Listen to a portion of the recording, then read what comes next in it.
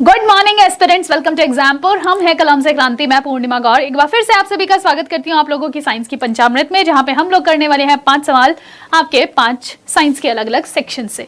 तो चलिए बिना टाइम वेस्ट करते हुए चलते हैं पहले क्वेश्चन की तरफ। ये पहला क्वेश्चन है आप लोगों का केमिस्ट्री का। कहता है कि प्लास्टर ऑफ पेरिस जो होता है वह पतला मतलब बारीक पाउडर होता है किस चीज का, कौन से सल्फेट का। तो देखिएगा, जो प्लास्टर ऑफ पेरिस होता है इसको हम पीओपी के नाम से अक्सर जानते हैं और इसका रासायनिक सूत्र होता है कैल्शियम सल्फेट हेमीहाइड्रेट। यानी कि कैल्शियम का सल्फेट होता है जिसमें आधा जल का अणु पाया जाता है। तो आंसर क्या हो जाएगा, calcium sulphate hemihydrate.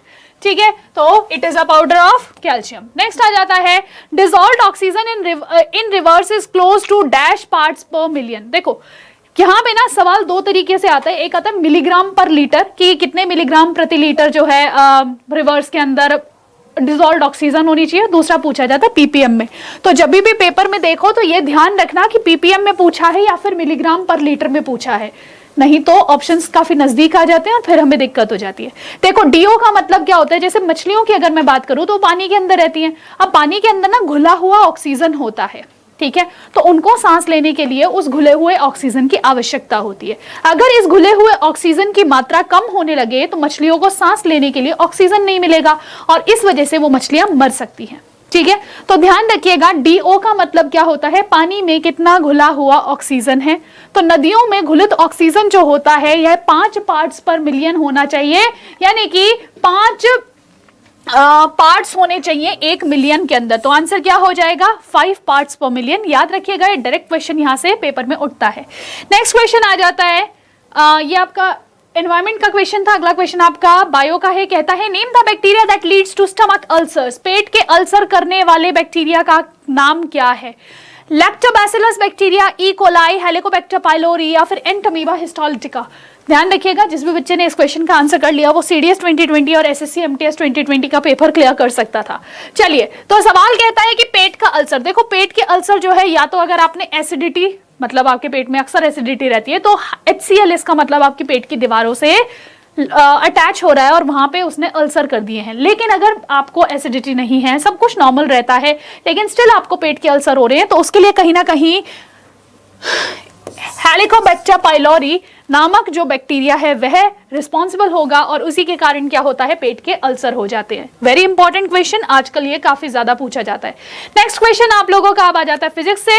What is the SI unit for measuring the luminous intensity, यानी कि ज्योति तीव्रता को मापने के लिए एसआई इकाई कौन सी है। ज्योति तीव्रता मतलब क्या, कोई भी हमारे पास एक लैंप है, उस लैंप से कितनी इंटेंसिटी से लाइट बाहर निकल रही है, उसी को हम कहते हैं क्या, ज्योति तीव्रता। और जो ज्योति तीव्रता होती है इसको हम मापते हैं कैंडला से। किससे नापते हैं बच्चे, कैंडला से हम इस चीज को माप लेते हैं, ध्यान रखिएगा। अच्छा, केल्विन किस चीज की होती है, केल्विन होती है तापमान की यानी कि टेम्परेचर की, एम्पियर होती है विद्युत धारा की यानी कि करंट की, और मोल होती है अमाउंट ऑफ सब्सटेंस की यानी कि कितना आपके पदार्थ की मात्रा है। ठीक है, ध्यान रखिएगा। नेक्स्ट क्वेश्चन, ये अपना साइंस एंड टेक्नोलॉजी का क्वेश्चन है। अभी रिसेंटली आपने इसके बारे में सुना होगा, इस प्रोजेक्ट के बारे में सुना होगा। बताइए कि डैश भारतीय उपग्रहों के लिए मलबे और अन्य खतरों का पता लगाने के लिए अंतरिक्ष में एक प्रारंभिक चेतावनी प्रणाली है। प्रोजेक्ट नेत्र, प्रोजेक्ट सक्षम, प्रोजेक्ट विजन या फिर नन ऑफ द अबव। आप क्या कह दोगे कि मैम देखिए, ये जो एक्चुअल में क्या है कि हमें पता है स्पेस में काफी सारा कूड़ा करकट है, इनकी डेब्रिस है।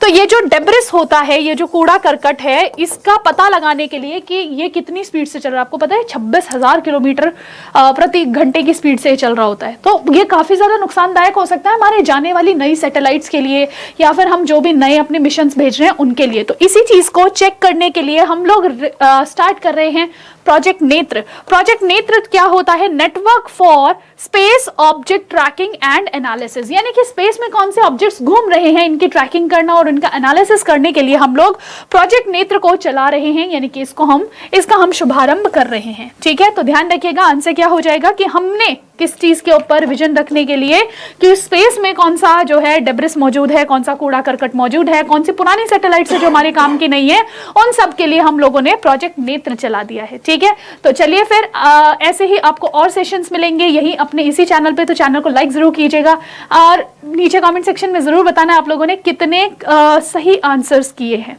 ठीक है, और हम लोग रोज मिलेंगे अपने इसी टाइम पे। So this is Purnima Gaur signing off, take care, bye bye. और मेरी रेगुलर क्लास से आप लोग जुड़ सकते हैं दोपहर को 3 बजे SSC एग्जाम्स बाय एग्जाम्पल पे। Take care, bye bye.